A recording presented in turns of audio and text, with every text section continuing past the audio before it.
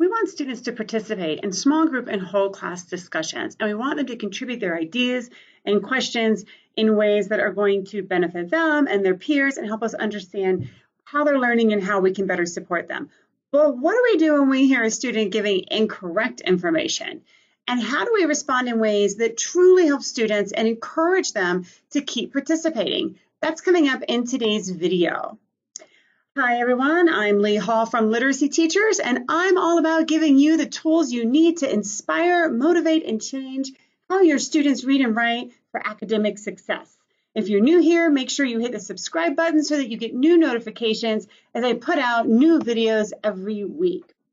So, how do you respond when students give incorrect information during classroom discussions in ways that encourage participation? I'm going to give you 4 tips that I think are helpful for addressing this issue. They're certainly not all inclusive, but it is 4 things to really help get you started in terms of thinking about this. So the first thing that I would encourage you to do is to create a climate where it's okay and normal to get things wrong. Because what we want to do here is we want students to see and understand that sometimes we're going to say things and we really think that they're correct and accurate, but they're not. But that doesn't make us a bad person, and it's not anything that's shameful. It's something that's part of learning, okay? And too often, especially in school, being wrong, there's this really deep-seated history of being wrong is really a shameful, terrible thing to be.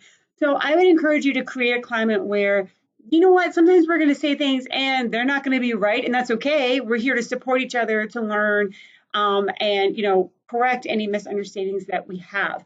And that kind of a climate, when students say things that are inaccurate, having that kind of a climate will encourage them to keep participating in future discussions, right, rather than be quiet and minimize participation.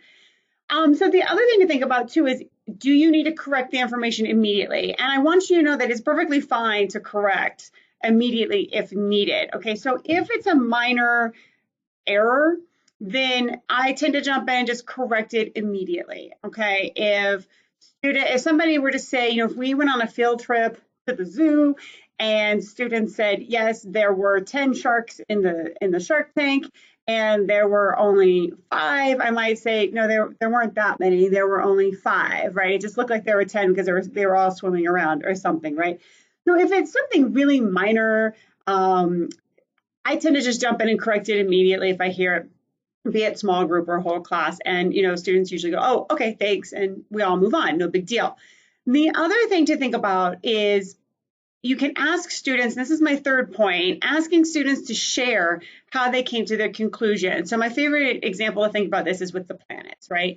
If you hear a student say, we have 12 planets in our solar system, that's a little different than hearing a student say, we have 9 planets in our solar system, right? Because if you ask a student, you can understand how maybe they came to the conclusion that there are 9 planets in their solar system. And they might even tell you, oh, my parents told me, right, there are 9 and they named them for me. And, you can understand how they came to that conclusion. But 12 is a little different.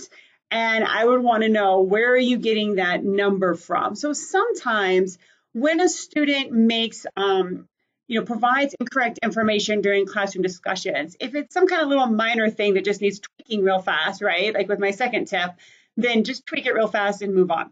But if it's something that looks like fundamentally they might have, some kind of conceptual misunderstanding, then I need to use my best judgment about sometimes it's worth hearing how they got to that conclusion, because hearing how they got to that conclusion then can help me think about how to teach it better to them or potentially to the whole class. Because one of the things that I've noticed is if one student has some kind of fundamental misunderstanding, sometimes they might be the only person, but usually there's multiple kids in the class, right, that have some kind of fundamental misunderstanding. It could be the exact same misunderstanding.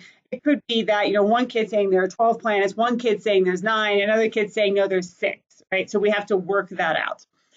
The other thing, and my fourth and final tip, is bring the thinking forward for a whole class discussion. So if there's a small group discussion, you can be walking around, you might hear some students that say provide some incorrect information. you might want to bring that forward. And you don't need to call the student out necessarily. You can just simply say, while we're in small group discussions, I heard some things that, I want to talk about a little further. And I tend to do this with major conceptual problems, okay? So if I'm noticing students struggling, if I'm noticing a theme or a pattern about the inaccurate information, then I'm going to bring that forward and focus a whole class discussion about it, and then may follow up with subsequent lessons about it. Right, so there's a variety of things that you can do when students give incorrect information during classroom discussions in ways that are going to continue to encourage their participation and not detract from it. Those are 4. And of course, there's more, but those are a good first 4 to think about and get started with. So thanks for watching, and don't forget to subscribe so you can catch all of my videos. And while you're at it, let me know in the comments if this helped you or if you have any questions about how to move forward with your academic journey.